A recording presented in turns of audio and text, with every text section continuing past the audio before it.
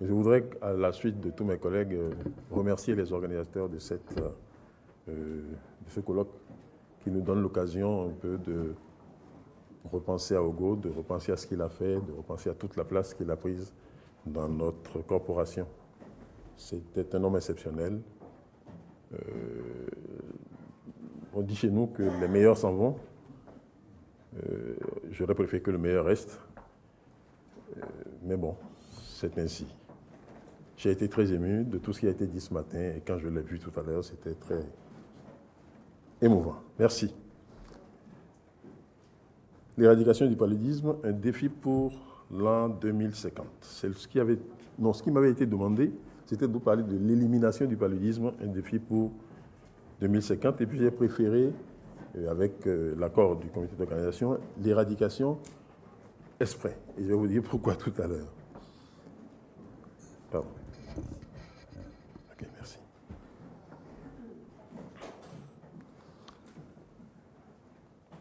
Parce qu'il y a trois notions qui ne sont pas toujours très claires, contrôle, élimination, éradication. C'est un même combat, c'est de mêmes activités, etc., mais qui visent des ambitions complètement différentes. Et puis qu'il y a une certaine ambiguïté dans les documents, notamment les documents édités par nos collègues anglais.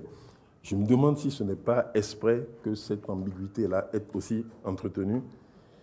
Et peut-être que, c'est peut-être délibéré, c'est peut-être une des questions sur lesquelles Ogo et moi, nous n'avons pas toujours été d'accord.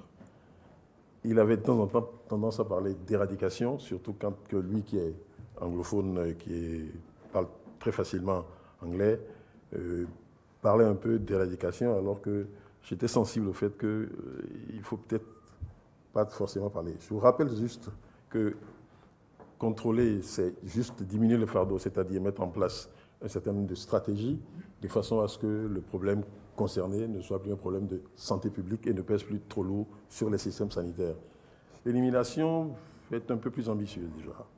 Elle est plus ambitieuse, elle vise à arrêter localement toute transmission au niveau d'un pays, par exemple, et ça c'est fait. L'éradication, tout doit disparaître de la surface de la Terre. Et ce n'est pas si simple que ça, ce n'est pas exactement les mêmes choses dans les trois cas. Si on devait résumer l'histoire de la lutte contre le paludisme, on pourrait peut-être l'appeler, si j'avais été la faculté d'écrire, je l'ai dit, entre espoir et désenchantement. Parce que déjà dès les années 50, on parlait d'éradication et on y a cru. Un certain nombre de personnes dans cette salle se sont un peu vues frappées d'ostracisme par l'OMS parce qu'ils n'étaient pas tout à fait d'accord avec l'OMS quand ils parlaient d'éradication. L'histoire leur a donné raison, mais bon, c'est le genre de situation qu'on ne revendique pas. Et c'est peut-être pour ça que M. Gentilini se tait. À l'époque, quels étaient les outils? Il y avait un insecticide, le DDT, qui était récent à l'époque et qui était efficace. Personne ne s'embarrassait de questions d'environnement, donc il n'y avait pas de questionnement concernant l'écologie, l'écosystème. Rien de tout cela, donc on pouvait y aller et ça nourrit beaucoup d'espoir, légitime peut-être, oui. Au plan diagnostic, il y avait un corps soignant qui était très bien formé à l'époque, qui est bien structuré, des médecins coloniaux, des médecins africains, des infirmiers, qui étaient d'excellents cliniciens. Ils n'avaient pas beaucoup de moyens, mais ils faisaient très bien leur boulot. Des gens comme moi doivent d'être encore vivants à ces gens-là qui nous ont soignés quand on était petits. C'était bon. Et puis au plan biologique, au plan diagnostic, il n'y avait que des microscopes ici, il n'y avait que le microscope. Ce n'était pas des ingénieurs, mais comme on en voit maintenant, ce n'était pas des techniciens supérieurs. Non, ce n'était pas ça. C'était juste des médecins que l'on prenait sur le tas, que l'on formait, mais qui étaient si bien formés que quand ils vous disaient il y a un paludisme, c'est un paludisme. Quand ils vous disaient qu'il n'y en avait pas, il n'y en avait pas vraiment. Et qui faisaient correctement leur boulot. On peut le regretter. En matière de quinine, de drogue, pardon, il y avait la quinine. Remarquable. C'est ancien, certes, mais toujours remarquable qu'on nous administrait. J'en ai gardé un souvenir un peu amer parce que c'était ta mère. Vraiment ma mère. Il y avait des potions de quinine déjà. Et puis après, quand vous avez fini de le prendre, il y avait des problèmes à l'oreille, effectivement. Ou alors quand ce paludisme paraissait grave à l'infirmier, c'était la piqûre intramusculaire. Et nous sommes un certain nombre de gens à avoir une petite cicatrice sur notre fesse parce que quelques temps après, il y avait l'abcès qui était dû à la nécrose tissulaire provoquée par la quinine et qui était généralement incisé. C'était un souvenir assez... Et puis il y a eu les aminocalquinoléines, beaucoup plus pratiques d'utilisation, et cette association de sulfadoxine pyrimétamine qui était facile à administrer en une seule prise et ça marchait très bien, tout le monde était content de tout ça. Et tout ça a été efficace à l'époque. Alors on a mis en place un certain nombre de stratégies chloronisées. À l'école, on nous en donnait systématiquement, c'était une fois par semaine, généralement c'était le vendredi. Je ne sais pas si quel lien ça a avec la Passion du Christ, mais enfin c'était le vendredi qu'on faisait ça. Et on nous traitait correctement dans les dispensaires. Vous alliez dans un dispensaire, on vous traitait. C'était parce que les dispensaires étaient approvisionnés, etc. Et puis, il y avait une politique de démoustication qui était généralisée. Il y avait tant pour gérer tout ça, pour surveiller tout ça, des gens qui assuraient très efficacement l'hygiène du milieu. On les appelait les infirmières Tripano. À l'époque, c'était les prédécesseurs de ceux des infirmiers qui après on a eu à l'OCCGE ou à l'OCEAC, suivant qu'on était en Afrique occidentale ou en Afrique centrale. Il y avait à ce moment-là aussi une volonté politique certaine. C'était un contexte colonial ou c'était le contexte post-colonial immédiat. La discipline, on ne jouait pas en badinage avec, c'était même un peu coercitif, quoi. On marchait au pas. Et puis les institutions jouaient leur partition, le gouvernement faisait ce qu'il avait à faire, les écoles, les services de santé, il y avait la santé scolaire, il y avait... Et dans les hôpitaux, enfin dans les dispensaires, il y avait... Tout ça était organisé. Du dispensaire, on passait à l'hôpital, de l'hôpital au plan de la santé publique, il y avait les services des grandes endémies, OCEAC, OCCGE, j'en ai parlé tout à l'heure, et ces infirmiers Tripano, qui étaient redoutables parce qu'ils avaient la possibilité de délivrer des amendes et de les percevoir tout de suite. Quand ils entraient dans une concession, toutes les jarres étaient renversées, revisitées, pour qu'il n'y ait pas de larve de moustique qui traînait dans le machin, parce que s'il y avait une larve de moustique dans une jarre, ils la trouvaient, cette larve-là, et vous payiez l'amende. Et il y avait un certain financement qui était mis en place et qui faisait tout ça. La communauté était fortement mobilisée au cours de ces objectifs, même si cette mobilisation était un peu forcée. Malgré tout cela, l'éradication a échoué. Puis sont apparues les résistances des anophèles aux insecticides d'abord et des plasmodies aux antipaludiques usuels. Et sur la base de ça, il a fallu réviser les ambitions à la baisse. Alors on ne parlait plus d'éradication, on a parlé de contrôle, puis d'élimination. Et puis, comme par un glissement sémantique, on est arrivé encore à parler d'éradication et je me demande si ce n'était pas délibérément qu'on a choisi de le faire. Pourquoi? Peut-être que vers la fin de l'exposé, nous nous mettons d'accord sur quelque chose.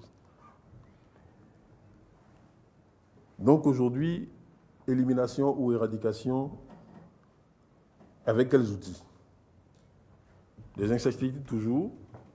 L'offre est plus diversifiée, tout reposait sur le DDT, il y en a d'autres maintenant, de Kavamat, il y a différentes familles d'insecticides qui sont utilisés. On connaît mieux leur mode d'action, on connaît mieux leur toxicité, on peut les utiliser de façon rationnelle, on sait même les utiliser de façon séquentielle, on sait les utiliser pour imprégner les moustiquaires, les bâches, on sait les utiliser en pulvérisation intradomiciliaire. Les larvicides jouent un rôle un peu moins important,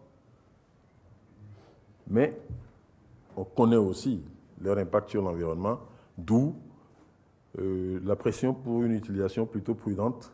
Donc, on a beaucoup d'autres outils en matière d'insecticides, mais peut-être que la marge de manœuvre a un peu diminué. Au plan clinique, il y a dans nos pays aujourd'hui beaucoup de médecins, beaucoup d'infirmiers. Ils semblent être moins bons cliniciens. Ils sont très sensibles à tout ce qui est gadgets, techniques, etc. Et peut-être que le stéthoscope ne joue plus tout à fait son rôle. Et puis, les conditions de vie des médecins sont telles qu'ils ont en général plus attiré vers les activités de gestion, de supervision, etc.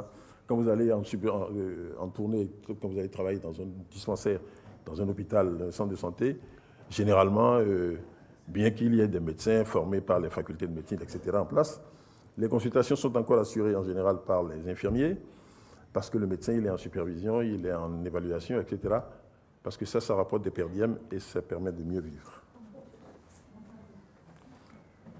Comme je le disais, il y a beaucoup de microscopistes, mais ils sont peut-être un peu moins performants que ne l'étaient. Et aujourd'hui, on dispose de TDR, des TDR qui sont beaucoup plus simples, plus faciles à utiliser, que l'on a tendance à mettre plutôt dans les structures périphériques, de façon à ce que, à fiabiliser un peu plus le diagnostic, étant entendu que lorsque dans un hôpital universitaire, vous avez un service de parasitologie, vous avez des techniciens qui sont de bons microscopistes parce qu'ils ne font que ça toute la journée. Mais quand vous êtes dans un centre de santé périphérique où le même technicien, l'unique technicien, doit finir de faire la glycémie, de faire après l'annulation formule sanguine pour un certain nombre de malades, les ECBU, etc., et qu'en fin de journée, il reçoit un cas de paludisme, je ne suis pas sûr de sa vigilance, de sa capacité à faire un bon diagnostic. Donc, c'est vrai que les TDR ont beaucoup amélioré les possibilités de diagnostic. Il existe même maintenant des tests transdermiques qui utilisent la cytométrie de flux pour éventuellement faire le diagnostic. Donc, des progrès ont été réalisés et la situation s'est beaucoup améliorée. En matière de drogue, la quinine reste efficace, la sulfadoxine pyrimétamine a perdu beaucoup de son efficacité. La chloroquine ne joue plus aucun rôle, encore qu'on en retrouve encore sur le marché. Et puis il y a des nouveaux antipaludiques qui malheureusement ne sont pas si nouveaux que ça, notamment l'artéméter, les dérivés de l'artémisinine, l'artéméter, l'artésunate, pour lesquels, malheureusement, on en a parlé tout à l'heure, apparaissent des souches résistantes à partir de l'Asie du Sud-Est comme d'habitude. C'est vrai que ces résistances ne sont pas encore décrites en Afrique, et cela représente cependant une menace grave dans la mesure où, sur le marché africain, il y a beaucoup de faux ACT. Je crois que c'est probablement notre sentiment, c'est probablement un des médicaments les plus contrefaits que l'on retrouve sur les marchés africains aujourd'hui. Et puis il y a les divers médisages. Bien qu'on ait recommandé les associations, les combinaisons thérapeutiques à partir de dérivés d'artémisinine, on en utilise encore, on trouve encore des soignants qui utilisent des dérivés d'artémisinine en monothérapie.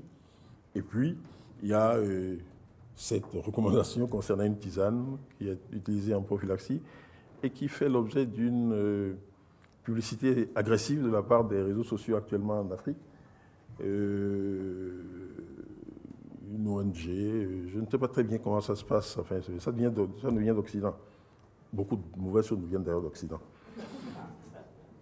J'ai rien dit. Donc, ils commencent leur publicité en disant, mais on va y revenir peut-être tout à l'heure, ils commencent leur publicité en disant que c'est très facile à faire pousser, etc.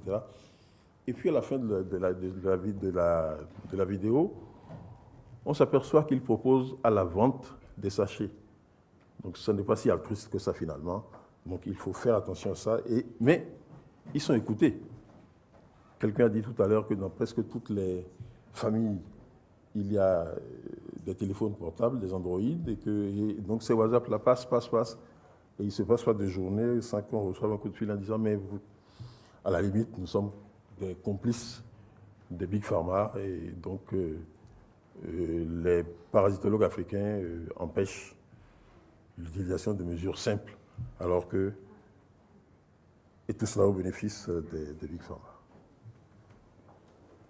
Face à tous ces médias, disposant de tout cela, on a un certain nombre de nouvelles stratégies.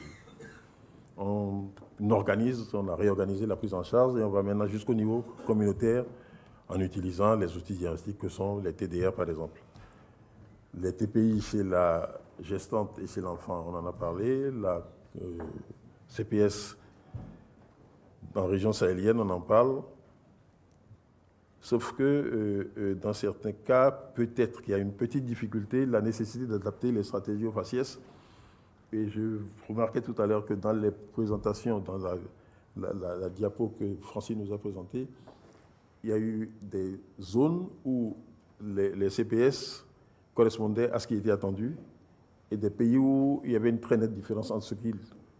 J'ai remarqué que ces pays-là, c'était les pays où il y avait plusieurs faciès. Où donc on devait mettre en place deux stratégies. Une stratégie au sud, une stratégie au nord. C'est le cas du Bénin, par exemple. Évidemment, on n'est pas performant parce qu'on avait l'habitude de fonctionner de façon univoque. On mettait en place une stratégie et on l'appliquait du nord au sud. Les climats, les faciès ne respectent pas forcément les frontières et ça peut être une difficulté supplémentaire qui impose à beaucoup plus de vigilance. Et puis, il y a la lutte anti-larvaire. J'en ai parlé tout à l'heure. Et une notion, j'allais dire, de pharmacovigilance maintenant, toute cette activité, en fait, une surveillance épidémiologique et entomologique qui se met en place et qui n'était pas, c'était pas courant. C'était pas courant comme affaire. Et puis tout ça, bon, tout ça se fait dans un contexte où, alors que tout à l'heure, il y avait une volonté certaine, une volonté politique certaine, je dis ici, il y a une certaine volonté politique, parce que le contexte actuel, c'est le contexte des 50 ans d'indépendance, moins de discipline, moins de structure, moins d'État. Et puis, sous la pression d'un certain nombre d'organisations, comme l'OMS, il y a eu des engagements qui ont été pris par des chefs d'État à des réunions qui sont tenues à Abuja, des grands-messes comme ça, etc., mais qui ne sont pas suivis, il n'y a pas une traduction budgétaire évidente. Donc, on ne sait pas très bien si ils le veulent ou ils ne veulent pas, ou s'ils sont contraints de le faire, etc. En tout cas, pour l'instant, les moyens ne suivent pas. Ah oui. Il y a certes une mobilisation communautaire potentielle, seulement pour que la population se mobilise, il faut qu'elle croie au système de santé. Et le système de santé ne lui inspire pas forcément confiance, en tout cas par rapport à ça. Alors, de quoi dispose-t-on comme ressources? Je vais essayer d'aller vite. En matière de financement, à l'époque coloniale, il y avait une certaine motivation. Il y avait une motivation qui était soit humanitaire, soit économique. Mais enfin, il y avait une volonté de maintenir des sujets en bonne santé pour les faire travailler parce que c'était important. Depuis l'ère des indépendances, les choses ont un peu changé. Les priorités ont changé. La défense nationale, les palais, les avions ont un peu plus d'importance que la santé peut-être. Et la lutte contre le paludisme a été pendant longtemps pas été identifiée. Jusqu'à dans les années 80, 90, c'était peut-être pas des véritables priorités. Les dotations budgétaires au niveau des ministères de la Santé à l'époque tournaient autour de 100 millions de francs par an. C'était le cas au Bénin, c'était le cas au Togo, c'était le cas un peu dans différents pays. Et l'essentiel de ces dotations budgétaires venait des dons des pays extérieurs. C'était soit l'OMS, soit des subventions venant de différents pays. Mais le budget, il n'y avait pas d'effort national qui était conséquent. Et puis à partir de l'expérience RBM conduite par Gros Boulan, qui était directeur général de l'OMS, il y a eu un regain d'intérêt, le paludisme a repris, a été reconsidéré à sa bonne place et peut-être que... Et là, on a assisté à une progression des moyens qui sont importants, progression en quantité, mais aussi les différents canaux se sont diversifiés. Le Fonds mondial, la Banque mondiale, le PMA, enfin différents. Donc on a commencé à avoir des financements qui ont été diversifiés, qui venaient de donateurs, soit privés, soit institutionnels. Mais même dans ces cas-là, on s'aperçoit que entre les besoins, c'est la courbe qui était violet, et les acquis, il y a quand même encore une marge. Les prévisions vont jusqu'à l'an 2040, et on a le sentiment que si c'est mieux par rapport à ce que c'était, il y a quand même un gap qui reste important. Et cela n'empêche qu'on a abouti à de bons résultats. On considère qu'il y a à peu près 1 million de vies qui ont été sauvées depuis dans au moins 35 pays en 10 ans, ce qui n'est pas négligeable.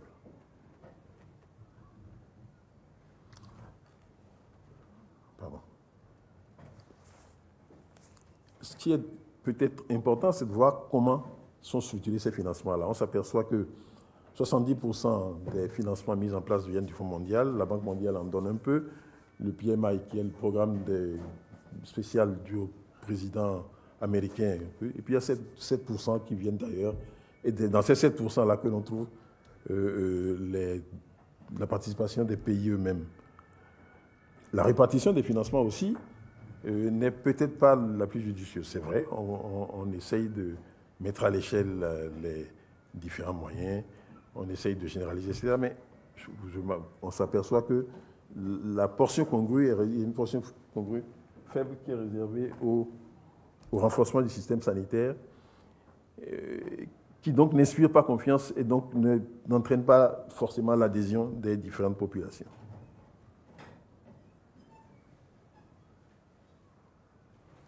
Cette autre dia montre bien que moins de 20% va au renforcement du système sanitaire qui souffre et qui donc pose problème. Donc, un certain nombre de défis, qui sont des défis techniques, nous les avons passés en revue. Le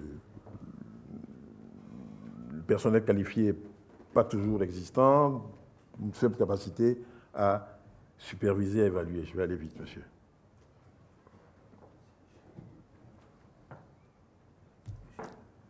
Oui, bien que les volumes de financement aient été importants, il y a encore des choses à demander.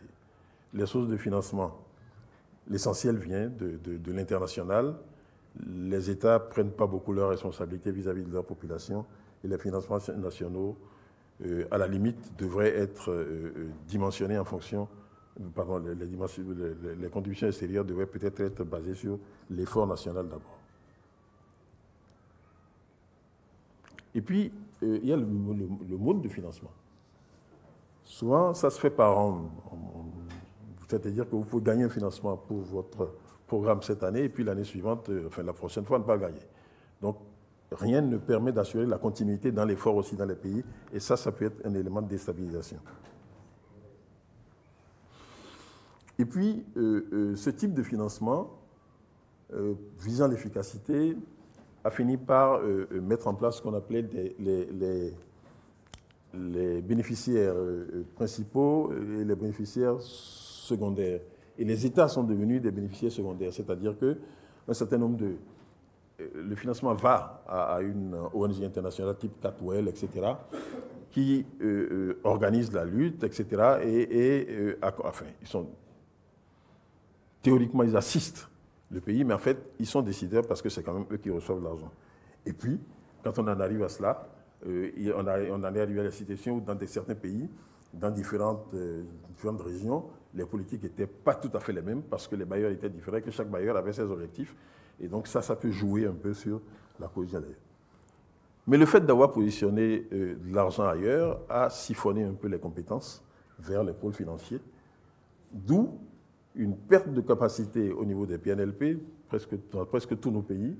Les responsables des PNLP, quand ils sortent de là, ils vont dans des organisations qui s'occupent de la lutte antipaludisme, mais ils ne sont plus dans le système sanitaire. D'où une perte de capacité et un affaiblissement du plaidoyer national. Cette situation aboutit à une perte de leadership. En fait, le leadership de la lutte ne passe du pays à l'extérieur pratiquement. Alors que c'est à ce moment-là qu'il aurait fallu que ce leadership permette un plaidoyer important, parce que lorsqu'on va arriver, et c'est vrai qu'on y arrive de plus en plus, une certaine efficacité, on va arriver dans une zone où pour bouger, il faudra beaucoup plus de moyens d'efforts, mais beaucoup plus de moyens financiers aussi, ce qu'on appelle la zone de la loi des rendements décroissants. Et puis, si on regarde un peu à côté, on s'aperçoit qu'il y a eu quelques enseignements, enfin, il y a des précédents qui nous enseignent un certain nombre de choses. On a réussi à éradiquer la variole, mais bon, On a mis beaucoup de temps pour le faire. Entre le moment où on a commencé à vacciner et le moment où on a réussi à éradiquer, il s'est passé du temps. C'est un virus, la transmission est directe, il n'y a pas de vecteurs qui interviennent. S'agissant de la dracunculose, on connaît les moyens,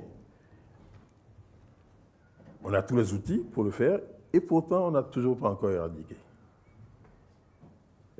Il y a des zones de conflit, peut-être, etc. Mais enfin, je ne sais pas, je ne peux pas vous dire qu'au Nigeria, qui est un pays voisin du Bénin, il n'y a plus de dracunculose, je n'en suis pas sûr. Alors je me demande si la notion d'éradication, telle que voulue par et écrite par un certain nombre de gens, n'est pas délibérée. Si ce n'est pas une façon de continuer de mobiliser les bailleurs, parce qu'il est quand même plus facile de vendre l'éradication que de vendre une élimination. Je veux bien vous donner de l'argent, mais si je suis sûr que c'est efficace, quoi. Et la meilleure efficacité que vous pouvez présenter, c'est une promesse d'éradication. On a dit en l'an 2050, monsieur. C'est vrai qu'en 2050, franchement, dehors des temps, là, c'est plus facile à vendre. Vous allez finir en prison parce que vous tenez des propos là qui... C'est vrai que 2050, c'est plus facile à vendre que 2100. Donc peut-être que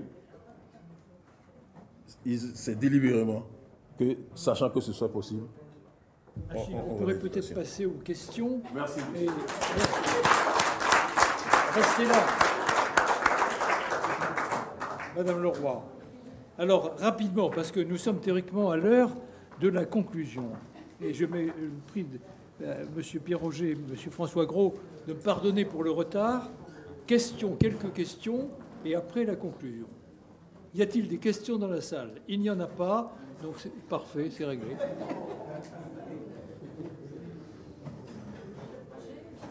Alors, une. Comment?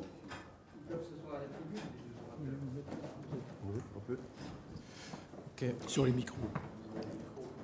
Bonjour tout le monde, bonjour chers maîtres, mes grands-pères scientifiques et chers collègues.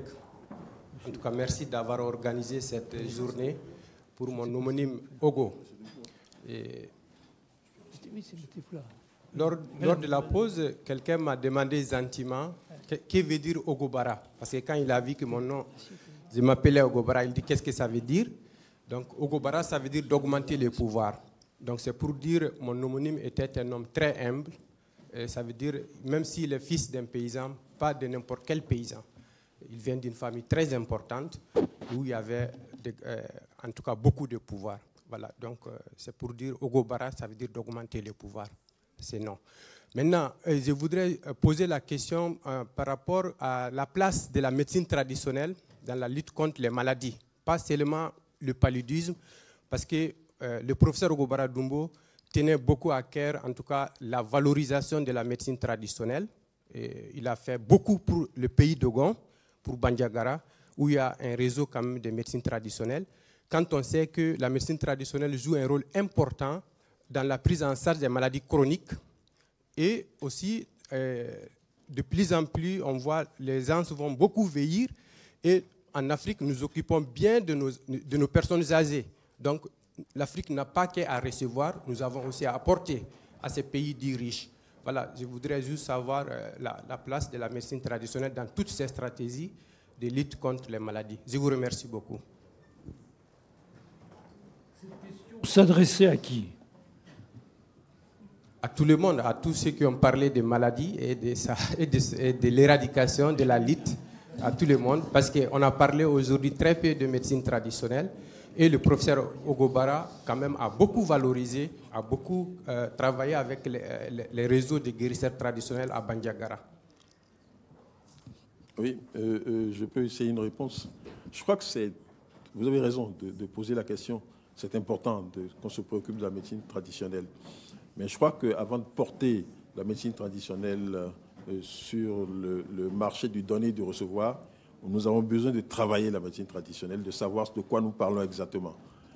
Parce que dans la médecine traditionnelle, chez nous, il y a à boire et manger. Il y a des gens qui sont de très bons guérisseurs, qui connaissent les plantes, etc. Ils font de la phytothérapie. Il Il y a d'autres aussi, vous savez très bien, qui sont des charlatans, qui font...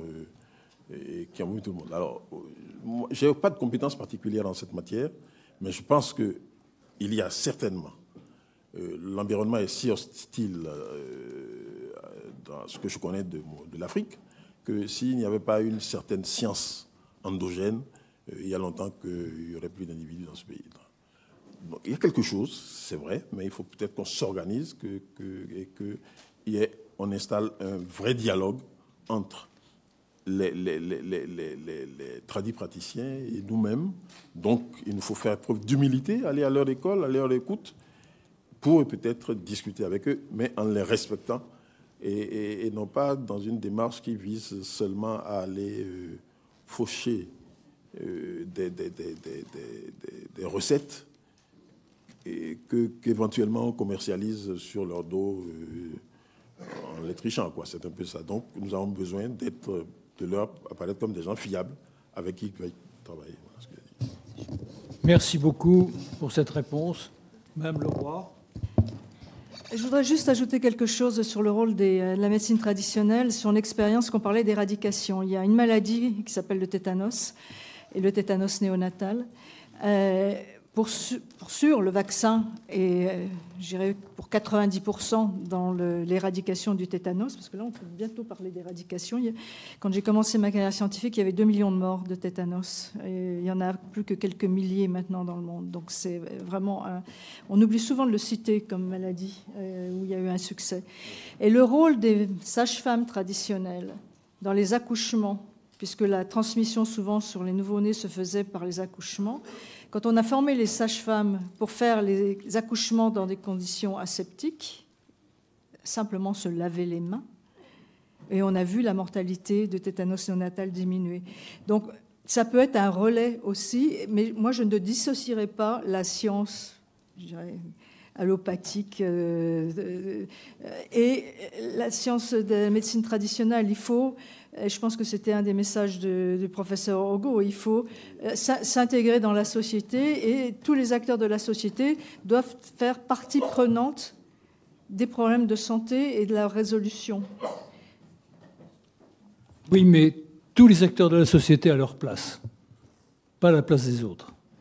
J'ai gardé un souvenir très précis d'une charge que j'avais reçue de l'UNESCO de créer à Bamako un colloque sur VIH et médecins tradipraticiens. Donc il y avait des tradipraticiens qui étaient venus de toute la région. Des gens tout à fait remarquables, ouverts, etc. Ça se passait avec des traducteurs, etc. J'avais dit à mes collaborateurs, on n'emmène aucune diapositive, ça ne sert à rien, c'est pas ça du tout. La question que le chef des tradipraticiens qui était là a posé au bout d'un certain nombre de présentations, c'est « mais dites-nous comment on reconnaît un malade atteint de sida pour que nous ne les prenions pas en charge et que nous vous les adressions à vous, médecins ». C'était une réponse très prudente et intelligente. Et c'est ça qu'il faut rechercher, c'est que chacun a sa place, mais à sa place précise, et que la médecine scientifique n'est pas réservée aux pays riches. La médecine scientifique est pour tous. La médecine traditionnelle peut l'être également. Nous avons en France, en Europe, aux États-Unis, toute une campagne pour des médecines dites douces qui se rapprochent de la médecine traditionnelle. Et nous avons là de vraies nouvelles et de fausses nouvelles. Et nous sommes très attentifs actuellement sur ce qui se passe dans ce domaine. Une autre.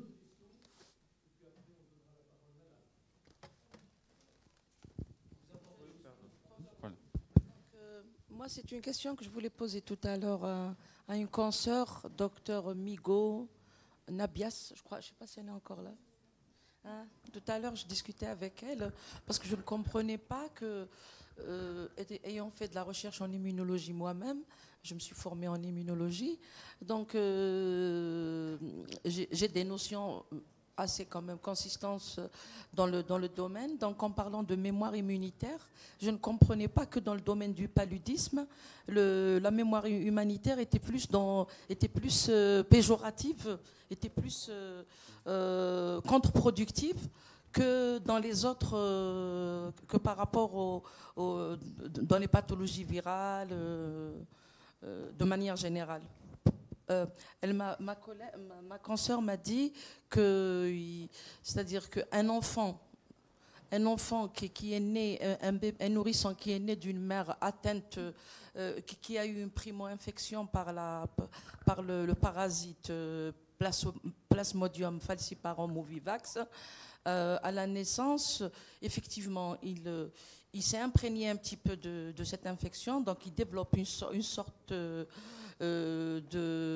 pas d'allergie, pas de réaction positive, mais plutôt d'énergie, une forme de tolérance vis-à-vis de la maladie. Donc je voudrais savoir le pourquoi de cette mémoire immunologique négative, quoi, si je peux m'exprimer ainsi. Donc je me présente. Comment ?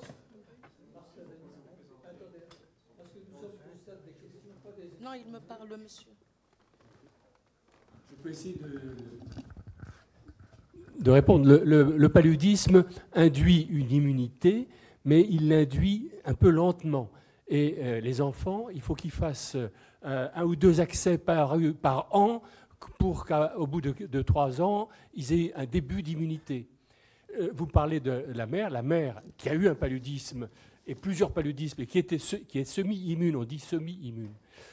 Elle transmet les IgG qu'elle a dans son sang à l'enfant. Et pendant les 4 premiers mois, il a les IgG de maman qui le protègent, le bébé. Mais au-delà, les IgG de la maman s'effondrent, il n'est plus protégé du tout. Et il faut qu'il fasse, soit dès qu'il fait un paludisme, soit il fait plusieurs accès palustres, et il finit par développer aussi, au bout de 3-4 ans, s'il y a beaucoup de paludisme dans la région où il est, une semi-immunité qui empêchera qu'il fasse des accès graves. Mais il fera encore du paludisme. Donc voilà, c'est une immunité aussi qui est fragile. Quand des travailleurs migrants viennent en France avec une immunité palustre, au bout d'un an, ils la perdent. Au bout d'un an ou d'un an et demi, ils la perdent. Et quand ils retournent voir la famille dans leur pays, ils sont de nouveau comme des nouveau-nés et ils vont faire des accès palustres éventuellement graves. Vous voyez, c'est quelque chose qui est un peu fragile et qui n'est pas l'immunité virale, effectivement. Quand on a fait une varicelle, on ne fera plus de varicelle de toute sa vie. Non, ce n'est pas solide, l'immunité du paludisme. Et il faut qu'elle soit multiple pour finir par faire quelque chose. Alors, les vaccins, merci beaucoup. On va en rester là pour les questions, parce que l'heure nous presse atrocement.